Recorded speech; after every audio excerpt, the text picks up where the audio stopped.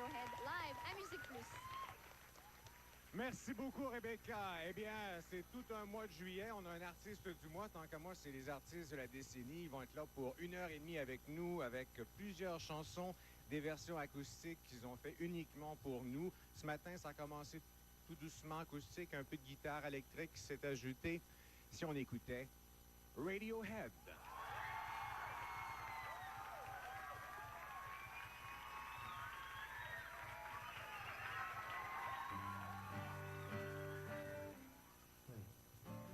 This is cool. Hello.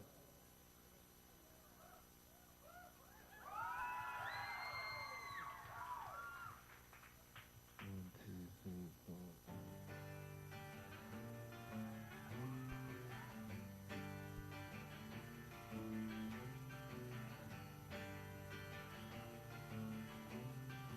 Something for the rag on my Oh,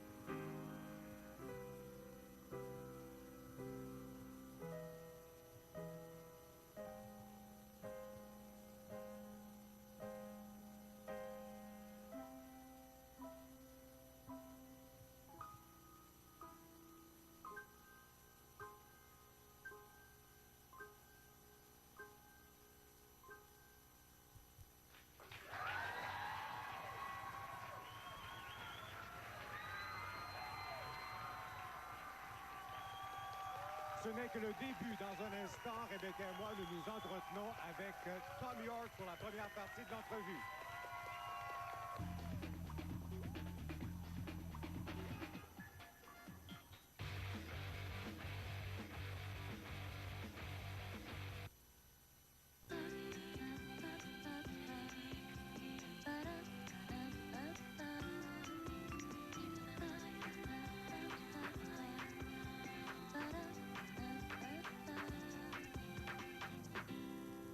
Avec la collection Pepsi, vous pourriez vous offrir ce magnifique lecteur CD Sony et-Track 3+, sur lequel vous pouvez télécharger 490 chansons sur un seul CD. Simplement en collectionnant vos points sur tous les produits Pepsi, sauf nos livreurs, bien sûr.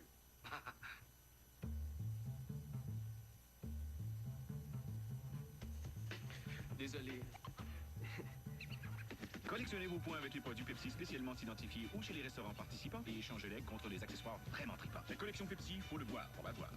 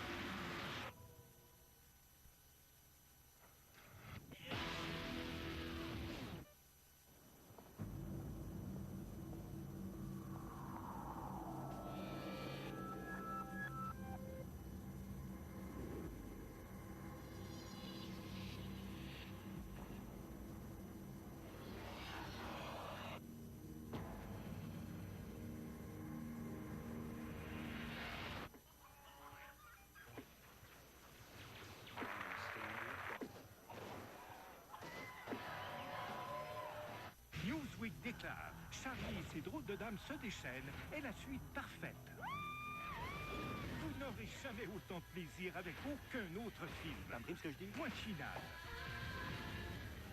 Présentement à l'affiche. Tous les vendredis, passez 90 minutes avec les clips les plus fracassants. Ils se battent tous pour la première place. La meilleure musique au décompte Musique Plus tous les vendredis 20h, en rappel les samedis 8h. Qu'est-ce qui est top niveau en France cette semaine? J'aurais pu chanter, petite conne. Pendant 30 minutes, Made in France vous dévoile tous les clips primeurs d'artistes français qui dominent les palmarès. J'ai pas de cash, mais quitte ton cap. J'adore tes yeux, il faut que tu fasses gaffe. Donne-moi ta main que je te mène à la mairie. Quand tu diras oui des amis, je te... Voyez tous les succès des Français à Made in France. Tous les mardis 18h30 et dimanche 23h30 à Musique Plus.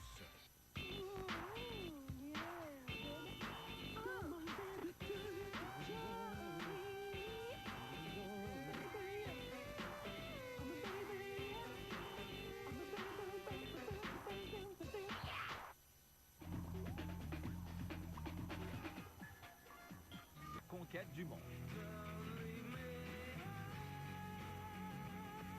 Déterminés à montrer qu'ils sont plus qu'un simple feu de paille, les 5 musiciens retournent en studio pour enregistrer du nouveau matériel. Ils lancent d'abord le super maxi My Iron Lung en 1994 et quelques mois plus tard font paraître l'album The Band qui séduira la critique avec ses guitares texturées et ses textes introspectifs.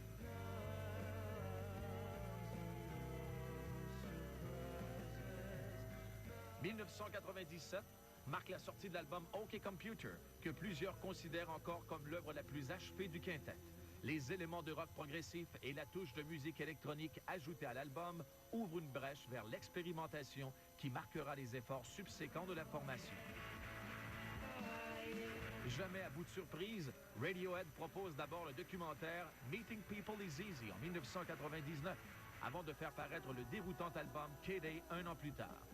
Quatrième effort du groupe, K-Day marque un tournant dans la carrière de Radiohead, qui ne lance aucun extrait et ne fait aucune tournée afin de promouvoir l'album. L'attitude distante du groupe et l'approche strictement anti-commerciale qui caractérise l'œuvre divisent les fans. Qu'en cela ne tienne, K-Day entre quand même en première place des palmarès américains à la surprise générale.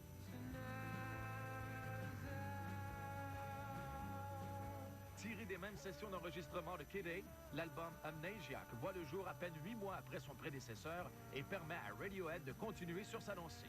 S'en suivront quelques concerts qui seront documentés sur I Might Be Wrong, un mini-album live que le groupe fait paraître en 2001.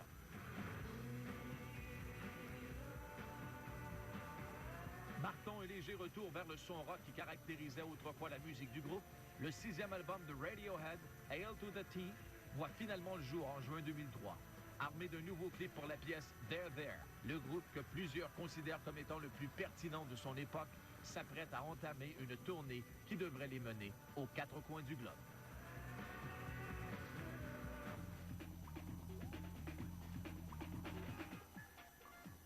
That's very nice. Is that keeping a painter employed?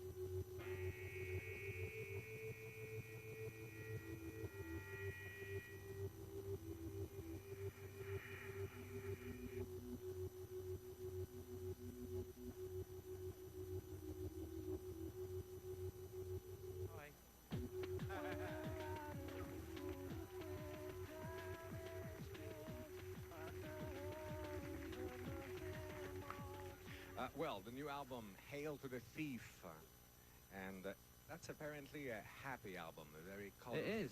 It is, It's yes? lots of colours and everything. So what's happy about the new album, Tom? Only the music. Only the music, Yeah. not the words? Definitely not the. No, there is still a little bit dark, Definitely not the maybe?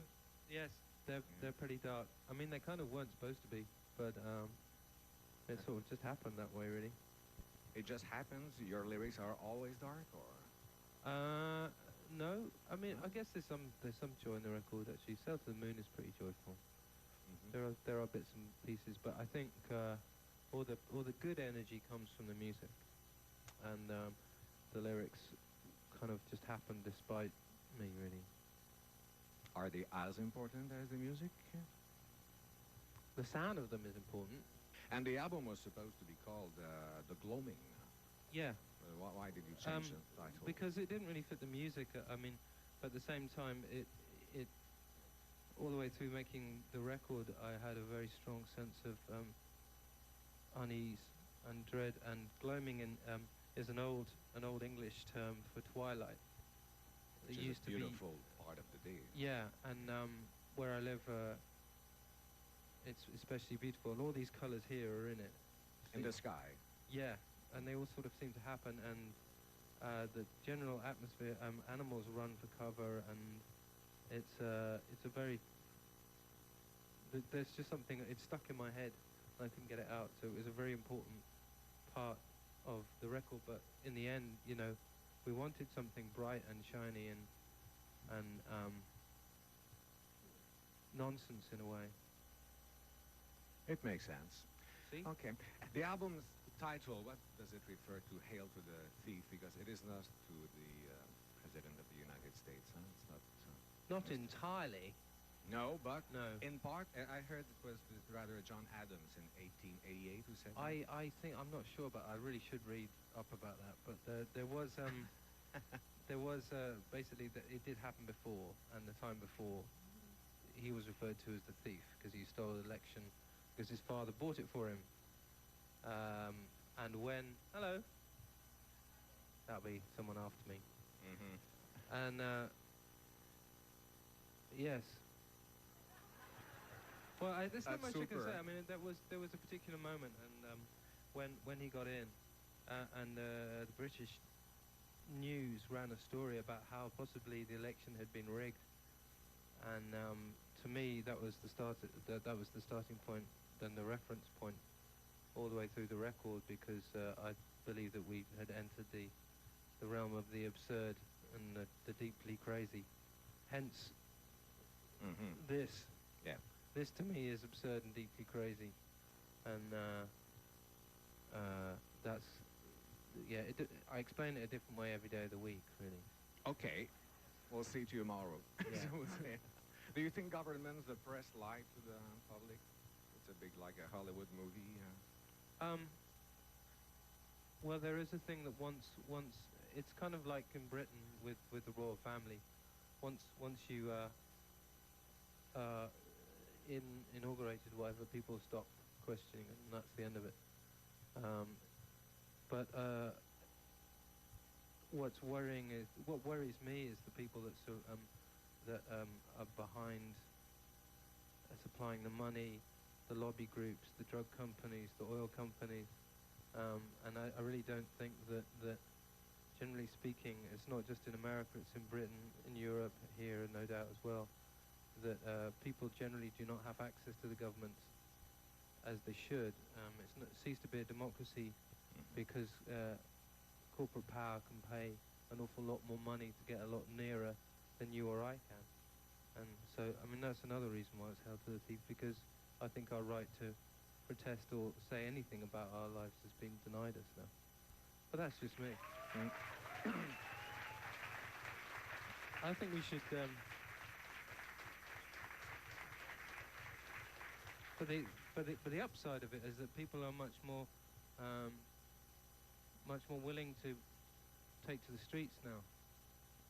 During making this record, I went to two protests, one in San Francisco and one in LA against the war in Iraq, and it amazed me how energetic it was. But the fact, but everybody here knows that when you watch Fox or CNN or whatever, they cut it all out, so it's like it never happened. But if you're at that protest, you know it happened. You have different news, I think, in Europe than we do here. Yeah, but even then, it's pretty bad. I mean, the mainstream news is all owned by one person. I thought you had more point of views, maybe. Yeah, it's better, but you'd be surprised. It's not indiemedia.org. I've heard that you'd like to be a prime minister. Oh, it's easy, isn't it? Yeah.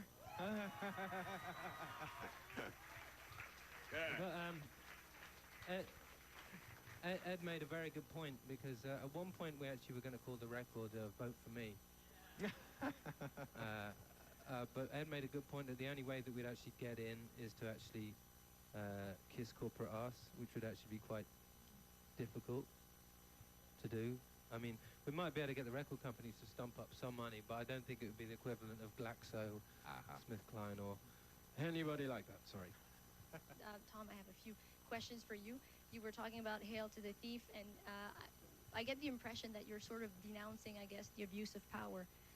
That's very much. Yeah, that's being perpetrated by individuals who seem to speak to justify their actions because, you know, they say it's in the name of justice or democracy or things like that. Yeah. And do you feel, as your lyrics suggest, that you're sort of between feeling, I guess, like a helpless witness and also, you know, having this urge to rise up to authority? I think that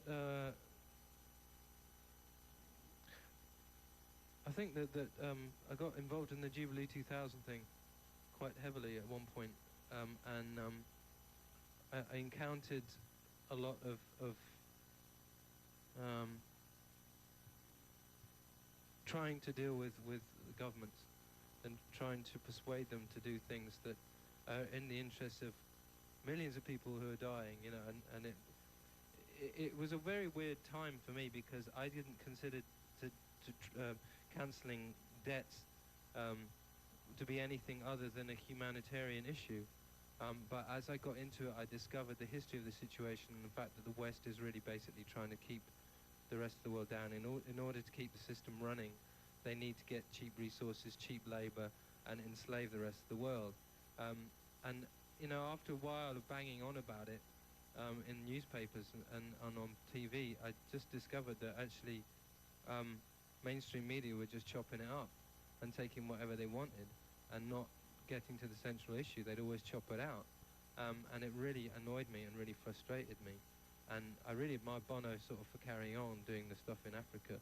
But to me, it just totally fused my head. I could not cope with the sense of frustration and the fact that people, you know, politicians felt that they had to torture you because you had like millions of votes in a sack.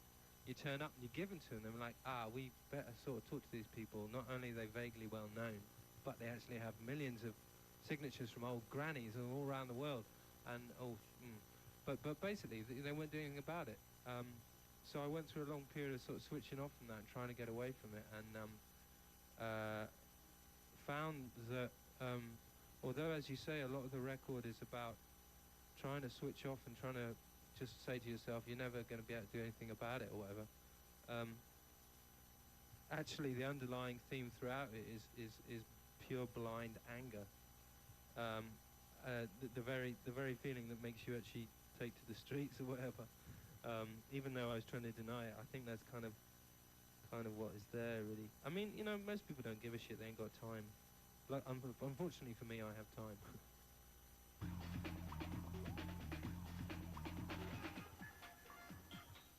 L'artiste du mois, une présentation de Pepsi. Ici